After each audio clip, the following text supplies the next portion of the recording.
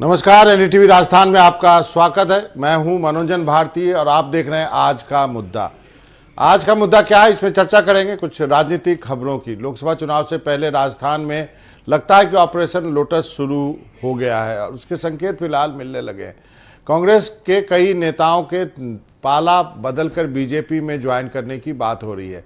गहलोत सरकार में कैबिनेट मंत्री रहे और आदिवासी क्षेत्र बांसवाड़ा के बागी दौरा से कांग्रेस विधायक महेंद्रजीत सिंह मालवीय समेत कई बड़े नेताओं के बीजेपी में जाने की चर्चा से कांग्रेस जो है वो घबरा गई है।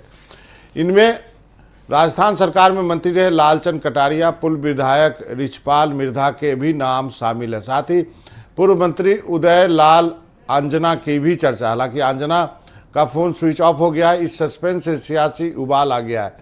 लेकिन सबसे बड़ा नाम जो है वो है CWC सदस्य महेंद्रजीत सिंह मालवीय का। बागी दौरा विधानसभा सीट से 4 बार के विधायक रहे, पूर्व जल संसाधन मंत्री रहे हैं। इन्होंने जयपुर में CM भजनलाल शर्मा से मुलाकात की तो सामने आया कि मालवीय पिछले कुछ दिनों से दिल्ली में कैंप हुए थे और कई भाजपा नेताओं के संपर्क में थे। राजस्थान विधानसभा में नेता प्रतिपक्ष नहीं बनाए जाने से मालवीय नाराज है। अपने बयान में महेंद्रजीत सिंह मालवीय ने कहा कि कांग्रेस की जो स्थिति देश में हो रही है आप देख रहे हैं। मैं व्यक्तिगत रूप से कहूं तो 2013 में CLP में मेरा नाम था लेकिन मुझे नहीं बनाया, 3 साल तक मंत्री नहीं बनाया। फिर अभी CLP में नाम था लेकिन नहीं बनाया। कांग्रेस एक तरह से कुछ लोगों में घिर गई है और जो कांग्रेस पहले देश के लिए और देश की जनता के लिए विजन था तो आज उसके लिए नहीं है। तो इसका मतलब साफ है कि महेंद्रजीत सिंह जो हैं और उनके साथ कहा जा रहा है कि कुछ और विधायक भी हैं जो कि कांग्रेस छोड़ सकते हैं।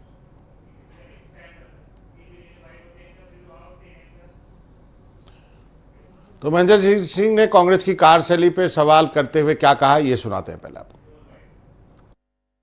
कांग्रेस की आज स्थिति जो देश में हो रही है आप देख रहे हो, और मैं व्यक्ति से भी कहूँ तो 13 में CLP के मेरा नाम था, 3 साल तक मंत्री नहीं बनाया, फिर अभी CLP में नाम था।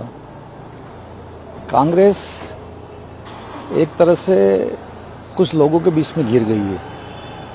जो कांग्रेस का पहले विजन था देश के लिए, देश की जनता के लिए, वो आज नहीं है। धन्यवाद। मालवीय के बीजेपी में शामिल होने के खबर पर पूर्व मंत्री और सांसद रहे बीजेपी नेता धन सिंह रावत और बीजेपी के बांसवाड़ा जिलाध्यक्ष लाभचंद पटेल ने भी प्रतिक्रिया दी है। बाद में बताऊंगा ये धन सिंह रावत कौन है, अभी आप समझिए कि बीजेपी के नेता हैं। मालवीय जी, बीजेपी हमारा देखो ये हमारे राष्ट्र नेतृत्व का निर्णय है जी, और अब की बार 400 पार का निर्णय है। हमारे देश का जो शीर्षक नेतृत्व है और उनका, और मालवीय जी अगर राष्ट्र हित में इस देश के लिए भारत माता को परम वैभव पहुंचाने के लिए और राष्ट्र हित में आते हैं तो भारतीय जनता पार्टी के कार्यकर्ता राष्ट्र नेतृत्व के निर्णय को तहे दिल से स्वीकार करता है। भारत माता की। जिलाध्यक्ष जी क्या कहेंगे? जिलाध्यक्ष जी क्या कहेंगे इस बारे में? मालवीय जी आ रहे हैं। भारतीय जनता पार्टी का परिवार बहुत बड़ा है।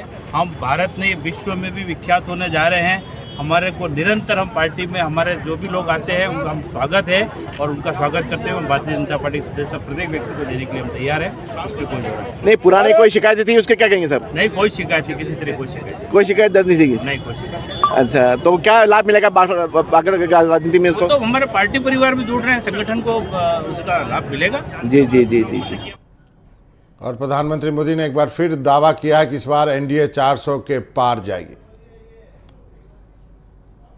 आजकल पूरे देश में एक चर्चा बहुत जोर से हो रही है। लोग कह रहे हैं अब की बार NDA 400 पार। मुझे विश्वास है कि राजस्थान भी मोदी की गारंटी पर अपना विश्वास और मजबूत करेगा। एक बार फिर आप सभी को विकास कार्यों के लिए बहुत बहुत बधाई। और इसी मुद्दे पर हमारी सहयोगी, वरिष्ठ सहयोगी हर्षा ने अपनी एक रिपोर्ट भेजी है, वो भी दिखाते हैं आप।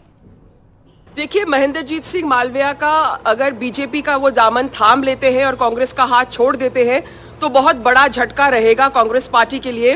क्योंकि ना ही वो मौजूदा विधायक हैं, लेकिन ट्राइबल वोट बैंक पर उनकी बहुत अच्छी पकड़ है साउथ राजस्थान में। इंडिया अलायंस में जो भारतीय आदिवासी पार्टी है वो सोच रही थी कि वो बांसवाड़ा डूंगरपुर की सीट का लोकसभा से वो चुनाव लड़े, लेकिन अगर महेंद्रजीत मालविया वहां से उतारे जाते हैं, अगर बीजेपी में जाते हैं और वहां से उतारे जाते हैं, तो एक बहुत बड़ा झटका होगा भारतीय आदिवासी ट्राइबल पार्टी को भी और साथ साथ कांग्रेस को भी, क्योंकि मौजूदा विधायक खोना एक बहुत बड़ा सेटबैक है। महेंद्रजीत सिंह मालविया ने कई बातें कही हैं जिससे उन्होंने नाराजगी जताई है अपनी। बताया जाता है कि वो अपनी पत्नी को भी यहां से चुनाव लड़वाना चाहते थे। ट्राइबल लीडर है, हर बार जीतते आए हैं महेंद्रजीत सिंह मालविया, और हाल ही में हम देख रहे हैं कि ट्राइबल वोट जो है बीजेपी के लिए बहुत इंपॉर्टेंट माना जा रहा है, इसलिए राज्यसभा में उन्होंने चुन्नीलाल गरासिया को वहां से उतारा है, जो ट्राइबल लीडर है उस एरिया के, साउथ राजस्थान के। तो ट्राइबल वोट बैंक पे अपनी पकड़ मजबूत करने के लिए हम देख रहे हैं कि लोकसभा के पहले इस तरह से जो दल बदल हो रहा है, ये लोकसभा के पहले हमको दिख रहा है। राज्यसभा में तो महाराष्ट्र में हो चुका था, अब राजस्थान में भी लोकसभा के पहले इस तरह की राजनीतिक मोड़ नजर आ रहे हैं। कांग्रेस को नुकसान, बीजेपी को फायदा, और ट्राइबल वोट बैंक पर अपनी पकड़ बनाए रखने के लिए बीजेपी की एक कवायद। तो ये थी हर्षा की रिपोर्ट, जो उन्होंने अपना विश्लेषण जो हमें भेजा था। हमारे साथ हमारे सारे मेहमान जुड़ गए हैं। नीरज हैं हमारे साथ स्टूडियो में, विजय आरपी विजय हैं प्रवक्ता बीजेपी, प्रतीक सिंह कांग्रेस से, और सोमू जो है हमारे सहयोगी जयपुर से जुड़े हैं। सोमू, सबसे पहले आप ही के पास आता हूँ, बताइए सोमू, और क्या ताज़ा जानकारी है आपके पास? जी देखिए बाबा, अभी गोविंद सिंह डोटासरा जो प्रदेश अध्यक्ष हैं कांग्रेस के, उनका भी बयान सामने आ गया है और उन्होंने कहा है कि पार्टी ने उन्हें सब कुछ दिया, लेकिन अब वे पार्टी से दूर जा रहे हैं और पार्टी पर सवाल उठा रहे हैं। तो ये बहुत चौंकाने वाली बात है। देखिए बाबा, सबसे महत्वपूर्ण बात ये है कि जिस इलाके से वे आते हैं और जो बांसवाड़ा डूंगरपुर की लोकसभा सीट है, वहाँ वे चुनाव अपनी पत्नी को लड़वाना चाहते थे, तो अब वो भारतीय जनता पार्टी में जाने की कोशिश में हैं। स्वयं विधायक हैं, अगर वो वहाँ भाजपा में जाते हैं तो उनको अपनी विधायकी छोड़नी पड़ेगी। तो जाहिर है कि क्या कोई बड़ा ऑफर मिला है, वो बड़ा ऑफर क्या है और वो बड़ा ऑफर क्यों मिला है, क्योंकि जब भारतीय जनता पार्टी ने अब जो सीट है वो seat already Bharatiya Janata party के पास है लोकसभा की, तो भाजपा महेंद्रजीत सिंह मालवीय को लाने में इतनी इंटरेस्टेड, इतनी रुचि क्यों दिखा रही, क्या उनके लिए दरवाजे क्यों खोल रही है? तो इसका जवाब ये है कि 2018 में जब विधानसभा चुनाव हुए थे तो भारतीय जनता पार्टी ने जो 8 विधानसभा की सीटें आती हैं डूंगरपुर और बांसवाड़ा के अंतर्गत, वहाँ 5,70,000 वोट उनको मिले थे। लेकिन इस बार 2023 में जो है वो वोट घट करके 5,30,000 हो गया, यानी वोट घट गया। पार्टी ने बाकी जगहों पे इतना अच्छा प्रदर्शन किया, सरकार बनाई, लेकिन उस इलाके में, उस लोकसभा क्षेत्र में पार्टी का वोट घटा। पहली बात ये। दूसरी चीज़ की सीटें भी घटी। पिछली बार भारतीय जनता पार्टी के पास 3 सीटें थी, अब वो 2 सीट हो गई। लोकसभा चुनाव की अगर हम बात करें तो वहाँ 7.5 लाख के आसपास वोट आए थे। तो ये जो वोट की लगातार कमी है और भारतीय और जो ट्राइबल पार्टी है उसका जो उभार हुआ है, और ऐसी भी चर्चा थी कि ट्राइबल पार्टी इस बात की कोशिश में है कि कांग्रेस से उसका गठबंधन हो जाए। ट्राइबल पार्टी को पिछली बार विधानसभा चुनाव में उन 8 सीटों पर 2 लाख वोट मिले थे और इस बार करीब 5 लाख के आसपास वोट मिले हैं, मतलब 2 गुने से ज़्यादा। तो जाहिर तौर पे ये जो तमाम खतरे थे, और भारतीय जनता पार्टी जिस तरह से विधानसभा चुनाव में भाजपा को ये लगा कि अपनी ज़मीन उनकी खिसक रही है, उसको लेकर के भाजपा ने भी एक रास्ता तलाशा है। और हम जानते हैं कि उनके जो संबंधी हैं वे भी भारतीय जनता पार्टी में महत्वपूर्ण पदों पर हैं, तो वहाँ से भी एक रास्ता निकाला गया है। क्योंकि महेंद्रजीत सिंह मालवीय पहले से नाराज चल रहे थे, जिसका जिक्र उन्होंने अपने बयान में भी किया कि 2013 में भी मेरा नाम था, इस बार भी नाम था, मंत्री देर से बनाया। उनकी नाराजगी को कैश करते हुए भारतीय जनता पार्टी ने अपने लिए एक आसान राह बनाई है। चलिए, आपके सवाल को ही मैं अब जो है विजय साहब से पूछ लेता हूँ। विजय सर, आपसे ये जानना चाहूँगा, जो सोमू ने कहा कि वोट पर जो थोड़ा कम आया इस बार, क्या ये वजह है वहाँ पर महेंद्रजीत सिंह मालवीय को लेने की? सबसे पहले तो मनोरंजन भारती जी, आपको और आपके दर्शकों को मेरा नमस्कार, अभिनंदन। देखो, ये जो आप बता रहे हैं कि लोटस का ऑपरेशन हो रहा है, मेरे को नहीं मालूम ऐसे इस तरीके का कोई ऑपरेशन हो रहा है जी, बट आपका ये कहना है या मीडिया का कहना है, बट इस तरीके की कोई चीज नहीं है।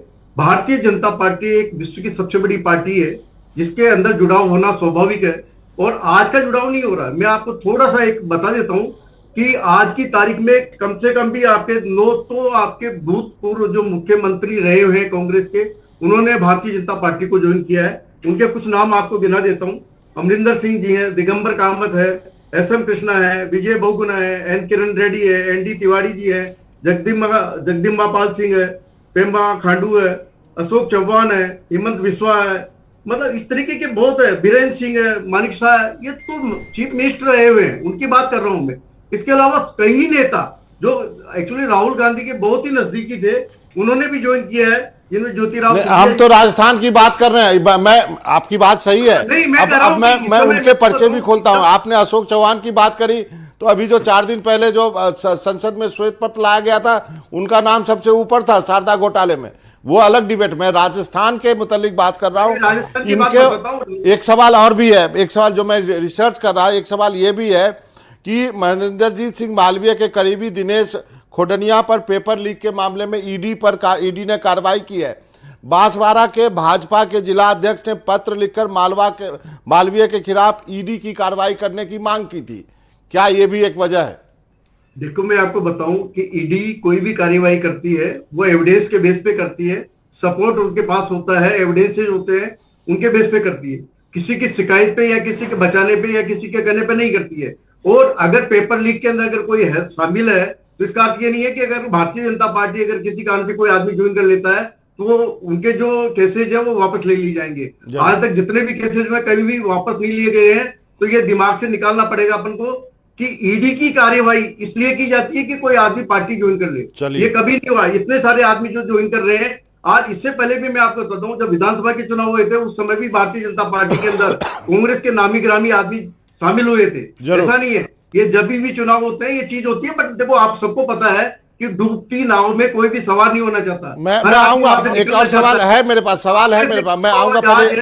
पहले आपने जो कहा उस पर एक प्रतिक्रिया ले लेते हैं। और इसी वजह से वो विजय साहब, मैं आपके पास आऊंगा। आपने जो कहा उस पर कांग्रेस के प्रवक्ता भी हैं, प्रतीक जी हैं, प्रतीक सिन्हा जी, आप क्या कहेंगे जो विजय जी कह रहे हैं? देखिए, आपने उसको स्पष्ट कर दिया है, क्योंकि जब ईडी की जो कार्रवाई होती है, किसी नेता के घर पे ईडी भेजी जाती है, वो इसलिए भेजी जाती है कि वो किसी भी तरीके से, क्योंकि 400 पार का नारा तो लगा रहे हैं, लेकिन इनको जरूरत तो कांग्रेस के नेताओं की पड़ रही है, क्योंकि 400 पार होता दिख नहीं रहा, 200 पार भी होता दिख नहीं रहा। तो जैसे तैसे करके कांग्रेस के नेताओं को लाने की जरूरत पड़ रही है, और ईडी से, आईटी से और बाकी सारी एजेंसियों से डराने की कोशिश होती है। ऐसा क्यों होता है कि 6000 7000 से ज्यादा एफआईआर दर्ज की जाती है ईडी के अंदर, और सिर्फ 24 के अंदर अभी तक कार्रवाई हुई है? फिर तो यहाँ पे सवाल उठता है ना कि आपका 4 बार का 3 बार का विधायक ऐसे टूट के कैसे चला जाता है? वो ऐसे तो और उन्होंने खुद ने मनोरंजन जी, उन्होंने तो खुद ने ही स्पष्ट कर दिया कि क्योंकि मुझे लीडर ऑफ अपोजिशन नहीं बनाया गया इसलिए मैं जा रहा हूं। तो जब तक कांग्रेस पार्टी कुछ देती रहती है, देने की स्थिति में होती है, तब तक नेता रहता है। हाँ, ये बात बोलिए ना, नहीं है जब अब कांग्रेस के पास उनको देने के लिए कुछ नेता। जी प्रतीक जी, नीरज को लेकर आता हूं। नीरज, मैं जब इसका रिसर्च कर रहा था तो मैंने ये भी देखा, और जो कि सोमो भी हिंट कर रहे थे, कि इनके समधी जो है पूर्व मंत्री धन सिंह रावत हैं, और धन सिंह रावत नहीं चाहते कि हकरू मडैया को वहां से लोकसभा का टिकट मिले, तो चाहते हैं कि समधी जी आ जाए तो समधी जी वहां से चुनाव लड़े। लेकिन मेरा सवाल ये भी है, तो बीजेपी के पास तो 25 की 25 है ही ना, आप कुछ भी करने से 26 तो नहीं हो जाएगी। बाबा देखिए, हकरू मेड़ा की जहां तक बात है, पिछली बार महेंद्रजीत सिंह मालवीय की पत्नी रेशम मालवीय जब जिला प्रमुख चुनी गई थी, तो हकरू मेड़ा ने सामने नामांकन भरा था, और उनसे रेशम मालवीय जीत करके आई थी। मेड़ा को 9 और रेशम मालवीय को 12 वहां वोट पड़े थे। तो तीसरी बार हैट्रिक लगाई थी रेशम मालवीय ने।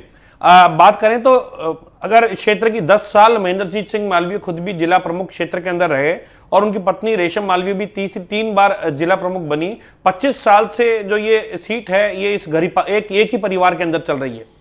इसके अगर क्षेत्र की बात करें तो वहां पर पूरी पंचायत सीटों की बात करें, करीब 7 से ज्यादा ऐसे क्षेत्र हैं जहां कांग्रेस के प्रधान है, बीजेपी कम संख्या में। आदिवासी क्षेत्र में बीटीपी का, बीएपी का, इनका भी काफी प्रभाव चल रहा था। ऐसे में इस आदिवासी क्षेत्र में, क्योंकि महेंद्रजीत सिंह मालवीय बड़े आदिवासी नेता हैं, इनके बड़े फॉलोअर्स हैं वहां पर, और ये लगातार जो चुनाव है जीतने की क्षमता रखते हैं और क्षेत्र में जिताने की भी क्षमता रखते हैं।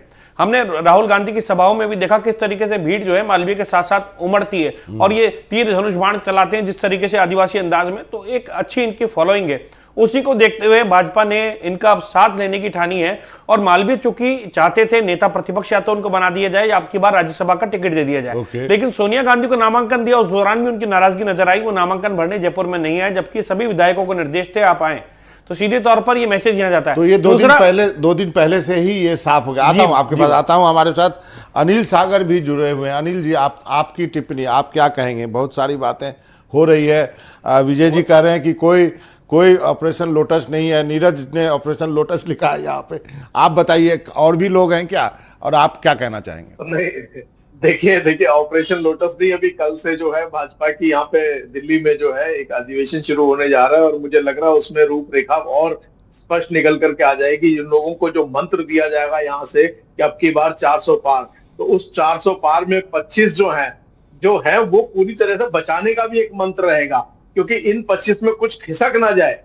इसलिए उसके लिए जरूरी ये है कि अपना किला बचाने के लिए सामने वाले के हाथी घोड़े पैदल मार दो, उनके प्यादे खत्म कर दो, उनकी छावनी नष्ट कर दो, उनके किले ध्वस्त कर दो। तो ये शायद भाजपा उसी राह पर चल रही है कि कांग्रेस लड़ पाए, इसलिए उसके हर उस सिपाही पर नजर रखो, हर उस व्यक्ति पर नजर रखो, हर उस नेता पर नजर रखो जो किसी भी तरीके से कांग्रेस को मजबूती दे सकता है। जैसा भी हमारे साथी कह रहे थे कि मालवीय का एक अपना फॉलोइंग है, बिल्कुल सही बात है। जिस नेता की एक अच्छी खासी फॉलोइंग होगी और अगर उसकी नाराजगी कहीं भी भाजपा के नेताओं को या यूं कहे कि कांग्रेस के विरोधियों को जब भी नजर आएगी तो वो उनको अपने खेमे में लाना चाहेंगे। और मुझे लगता है इस लिस्ट में अभी कुछ और नाम भी जुड़ेंगे, क्योंकि जाहिर सी बात है 25 बनाए रखने के लिए जिन लोगों से नाराजगी है, जनता की नाराजगी है, उन लोगों के टिकट बदले जाने हैं। और जैसे ही टिकट बदले जाने का पूरा एक प्रारूप तय होगा, ये अधिवेशन के बाद बहुत सारी चीजें और स्पष्ट हो जाएंगी। उसके बाद आप देखिएगा बाबा कि कुछ लोग और उधर से इधर और इधर से उधर जाएंगे।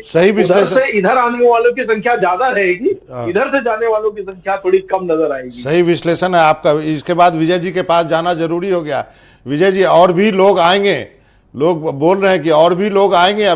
अभी शुरुआत हुई है और 25 की 25 चाहिए तो फिर सारे किलेबंदी तो करनी पड़ेगी। कहा जाता है प्यार और जंग में सब जायज है, तो मैं इसमें चुनाव शब्द भी जोड़ देता हूं। मनोरंजन जी, मैं आपको बताऊं कि 25 सीटें तो हमारे पास ऑलरेडी है, इसमें कोई दोहरा ही नहीं है। 25 की 26 नहीं हो सकती। हाँ, ये बात भी है। फिर भी एक बड़ी जीत के लिए, बड़ी जीत कैसे होती है कि वोटों में परसेंटेज बहुत ज्यादा हो, हमारा 50% के ऊपर हमारा परसेंटेज हो और हम बहुत ज्यादा बहुमत से जीते मतों के अंदर। तो हमारा उद्देश्य ये है। दूसरी चीज, हमारा उद्देश्य नहीं, ये जो ज्वाइन कर रहे हैं ये भारतीय जनता पार्टी को ज्वाइन कर रहे हैं। भारतीय जनता पार्टी इनके पास नहीं यही है कि आप हमारे पास आइएगा।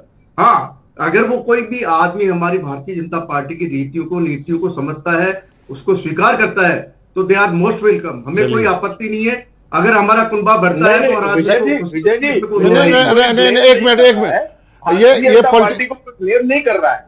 राजनीति का पहला अर्थ या पहला लक्ष्य ही यही होता है कि अपनी विजय हासिल करना। आप तो स्वयं आप विजय हैं, तो विजय हासिल करना पहला लक्ष्य है। अब विजय हासिल करने के लिए मैं तो सीधा कह रहा हूं कि भाई पक्ष जो है वो विपक्ष पर हमेशा प्रहार करता है और एक दूसरे पर प्रहार करके वो अपनी विजय हासिल करते हैं। मुझे लगता है विजय, जहां भी नाराजगी दिखेगी वो कहते हैं ना, तेरे मेरे बीच में कौन आएगा, अगर जगह पाएगा तो जरूर आएगा। मुझे लगता है विजय जी है पॉलिटिकली करेक्ट जवाब दे रहे हैं। बहुत ही मजे हुए नेता है जो पॉलिटिकली करेक्ट जवाब हमेशा दे रहे हैं। जी प्रतीक जी, आप कुछ कहना चाह रहे थे, फिर मुझे सोबू और नीरज पाजर। मनोरंजन जी, मैं तो कह रहा हूं अभी आपने आधे पत्ते उठते हुए देखे हैं। अभी तो आप आगे इब्तिदाई इश्क खैर होता है क्या और आगे आगे देख होता है क्या। इनके भी बड़े बड़े नेता कांग्रेस पार्टी के संपर्क में, तो देखते रहिए जो वहां से रूठ के आएगा उनका भी आने का सिलसिला चलेगा। अभी प्रतीक जी, पहले अपना घर तो बचाओ, घर उजड़ने वाला है। हमारा घर बचा हुआ है, आप हमारे घर की चिंता मत कीजिए। इनका जो 200-400 पार का नारा लगा रहे हैं वो 400 पार का 200 पार नहीं हो रहा, इसलिए कांग्रेस के नेताओं की जरूरत पड़ रही है। तो महाराष्ट्र से लेकर के राजस्थान, चाहे बिहार, चाहे से आप जहां भी देखेंगे यूपी, सब जगह कांग्रेस के नेताओं की जरूरत पड़ रही है। और उनके जो आधे सांसद हैं वो पिछली बार या उससे पिछली बार कांग्रेस की टिकट पे सांसद रहे। तो कांग्रेस मुक्त भारत की बात करने वाले अब कांग्रेस तो प्रतीक जी कांग्रेस इस बात के लेकर के खुश हो रही है कि चलो मेरे नेता ले रहे हैं, आप इस बात पे खुश हो रही है क्या? हम तो इस बात पे खुश हो रहे हैं कि जो 400 का दम भर रहे थे वो 200 पार भी नहीं हो रहे। चलिए, तो इस बात पे खुश हैं और इसीलिए 200 पार भी जब नहीं हो रहे तो इधर उधर से इंपोर्ट करके नेता लाने की जरूरत पड़ रही है। चलिए सोमू के पास चलते हैं। सोमू बहुत देर से इंतजार कर रहे हैं। सोमू, और बताइए, और कुछ बताइए। और भी नामों की चर्चा हो रही है या फिर आपको जो कारण बताए, या जो ईडी का कारण है, चाहे जो धन सिंह रावत का की बात है, क्या ये सब भी है कहीं चर्चा में? आप लोगों से मिलते हैं, आप वहाँ पे कार्यकर्ताओं से मिलते हैं, क्या चल रहा है कांग्रेस पार्टी में? क्या लोग आपस में बात कर रहे हैं चाय के दुकान पे आपस में?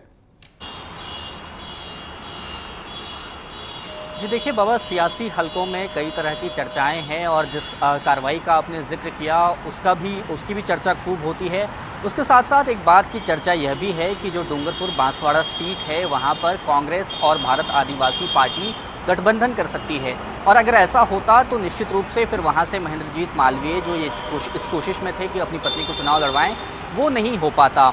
और क्योंकि हमने देखा कि भारत आदिवासी पार्टी ने उस इलाके में बहुत अच्छा प्रदर्शन तो किया ही है, साथ ही साथ मध्य प्रदेश में भी एक सीट जीती है, और अब पार्टी गुजरात और महाराष्ट्र के साथ साथ जो इस तरह के आदिवासी बहुल इलाके हैं वहाँ भी अपने पांव पसार रही है। तो कांग्रेस भी इस कोशिश में है कि अगर पार्टी से गठबंधन होता है तो उसे मजबूती मिलेगी।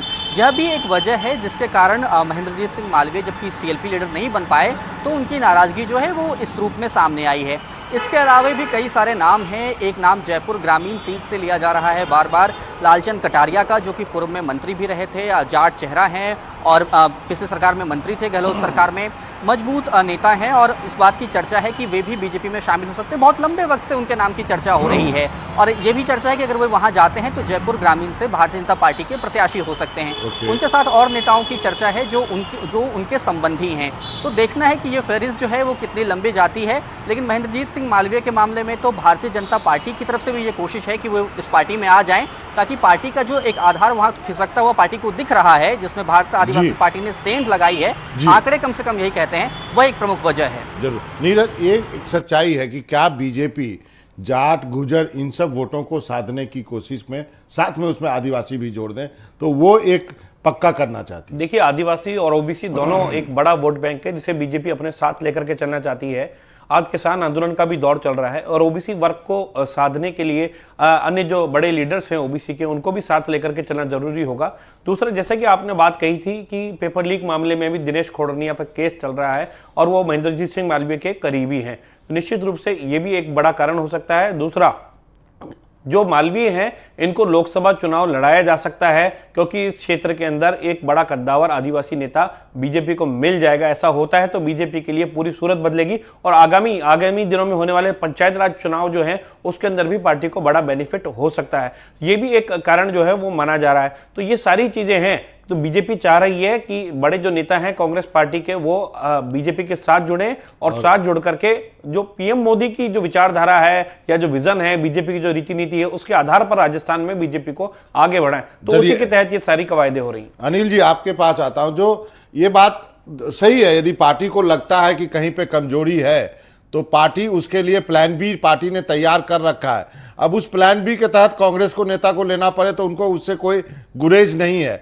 क्या आपको लगता है कि ये जाट आदिवासी गुजर वोट ये कमजोरी है बीजेपी कभी भी राजस्थान में? देखिए बाबा, बड़ी सीधी सी बात है। दिल्ली जब विधानसभा का चुनाव था, बीजेपी ने उससे पहले लोकसभा की चुनाव की तैयारियां शुरू कर दी थी। अगर आप देखें तो जो यहाँ पर सांसद थे उनको वहां पर चुनाव लड़वाया गया। उससे साफ दिखता है कि कांग्रेस से बहुत पहले बीजेपी ने अपने सारे मोहरे सेट करने शुरू कर दिए थे। और आज जो, क्योंकि तब जिनके खिलाफ सत्ता विरोधी लहर थी, जिन नेताओं के खिलाफ ये लग रहा था कि ये शायद पार्लियामेंट्री इलेक्शन में ये उतना अच्छा परफॉर्म ना कर पाए या इनको जोड़ करके हम विधानसभा भी जीत सकते हैं और पार्लियामेंट्री में हम नए प्रयोग करके नए लोगों को ला करके 25 के 25 बचा सकते हैं, तो ये वो प्रयोग बहुत पहले शुरू कर चुके हैं। कांग्रेस ने जो प्रयोग पहले शुरू करना था या जो प्लानिंग पहले करनी थी वो अभी भी नहीं दिख रही है। इसीलिए वो छोटा घर जो है उसको ध्वस्त कर करके बड़ा घर बनाने की तैयारियां जो है वो बहुत तेज हो गई हैं। यहाँ पर आदिवासी भी उनके साथ आएगा, गुजर भी जो है, उन जो जाट है, जो विभाजन जहां भी दिखेगा बीजेपी ने वहां पर अपनी जगह बनाने की हर रणनीति तैयार कर ली है। दुर्भाग्य से कांग्रेस उसको फिल नहीं कर पा रही है। अब क्या है, जिस समय कांग्रेस के बड़े नेताओं को वहां होना चाहिए उस टाइम सचिन पायलट जो है वो जाहिर है यात्रा में राहुल गांधी के साथ है और दूसरे तैयारियों में लगे हुए। कांग्रेस की तैयारियां अभी भी बहुत पीछे दिखाई दे रही हैं बनिस्बत भाजपा जो है वो हर सीट के लिए plan A, plan B, plan C तैयार करके बैठी है। उसे ये पता है कि मुझे कैसे लड़ना है, उसे ये पता है कि सामने वाले को कैसे तोड़ना है, उसे ये पता है कि सामने वाले को सामने वाले से कैसे बढ़ाना है। वो सारे तरीके आजमा रहे हैं। जरूर। इसका तो वो हम लोग कहते हैं ना कि भाजपा हमेशा इलेक्शन रेडी रहती है। प्रतीक जी, ढेर सारे सवाल उठ खड़े हुए, संक्षेप में जवाब चाहूंगा। आप कब तैयारी करेंगे, कब आपका आएगा, इसको किस तरह से बचाएंगे अपने किले को? एक एक ईंट निकलती जा रही है। अभी आप ही के डिबेट के अंदर कह रहे थे कि हमारी बातचीत चल रही है कि वहां पे जो आदिवासी पार्टी है उससे बातचीत चल रही है और अन्य लोगों से बातचीत चल रही है, तो तैयारियां चल रही है ऑलरेडी। लेकिन जो इस तरीके के लोग हैं जिनको कांग्रेस पार्टी ने हमेशा सब कुछ दिया और वो नहीं लेना चाहते, तो वो चले जाए, हम तैयार है उसके लिए। कहीं पिछड़ गई है। चाहे आम आदमी पार्टी की हम बात करें, अगर हम देश भर में बात करते हैं तो वो भी कई सीटें मांग रहे थे कई राज्यों में। ऐसे ही मुझे लगता है कि अगर कांग्रेस छोटी छोटी पार्टियों को भी जोड़ करके अगर उस तैयारी को अभी नहीं, थोड़ा सा और पहले से उसको एक अनिल जी राजस्थान और इसमें हो जाती, इसमें अनिल जी मैं एक चीज और जोड़ देता हूँ। एक मिनट प्रतीक जी, एक मिनट इसमें अनिल जी मैं एक बात और जोड़ देता हूँ। यदि पहले से करने का मतलब है, यदि विधानसभा में भी कर लिए होते ना छोटी छोटी पार्टियों की, तो आज तस्वीर कुछ और होती। अभी मैं वही कह रहा हूं बाबा, बीजेपी ने वो किया है, बीजेपी ने अपना प्लान इनका जवाब सुन लेते हैं। बोलिए प्रतीक जी। जी देखिए हमारा जो प्लान है वो हमारे पास में, वो किसी को बताने के लिए तो है नहीं कि तैयारियां कैसी हो रही है कैसी नहीं हो रही है। और जब चुनाव होगा पता लग जाएगा। जो व्यक्ति ये कह रहा है कि मुझे हम आपसे ये नहीं कह रहे, कोई भी सब कुछ नहीं कह रहा, उसके बाद वो जा रहा है तो जाए। सुनिए प्रतीक जी, कोई भी आपसे ये नहीं कह रहा कि आप प्लान बताइए। आपका प्लान अगर मजबूत होगा तो एटलीस्ट आपके पार्टी के नेताओं को पता होगा, और अगर आपका प्लान मजबूत होगा तो आपके पार्टी के नेताओं को ये एहसास होगा, ये कॉन्फिडेंस होगा। प्लान जो है मेरे पार्टी का प्लान ए और बी रेडी है। मेरा कहना है, एक मिनट सुनिए प्रतीक जी, सुनिए तो सही। अरे सुनिए तो सही, अरे प्रतीक जी सुनिए तो सही, एक मिनट सुनिए। प्लान है, प्लान यदि कागज में ही रह जाए तो क्या फायदा है? प्लान एक्शन में कब आएगा वो हम जानना चाहते हैं। मनोरंजन जी ये नहीं चाहते प्लान क्या है, इसीलिए बोल रहा हूं मैं। इब्तिदाई कहर होता है क्या और आगे आगे देख होता है क्या? अभी तो आज की डिबेट कर रहे हैं, कई डिबेटें बाकी हैं अभी। देखिएगा कि क्या क्या होता है राजस्थान में। चलिए इसी बात पे अब इसी लाइन पे खत्म करते हैं। राजस्थान में इस डिबेट से ये तो क्लियर होगा कि प्रतीक सिंह को पता है कि कांग्रेस के कुछ और ए और बी प्लान रेडी है। चलिए इसी बात पे देखिए, अब टाइम नहीं बचा, अब टाइम नहीं बचा है। अनिल जी आप सबका बहुत बहुत धन्यवाद। विजय जी आपका, प्रतीक आपका, अनिल जी आपका, सोमू आपका, नीरज आप सबका बहुत बहुत शुक्रिया। मजा आ गया आज के डिबेट में। तो आज का मुद्दा यही था कि कांग्रेस के नेता जो बीजेपी जाने वाले हैं उस पर हमने चर्चा की।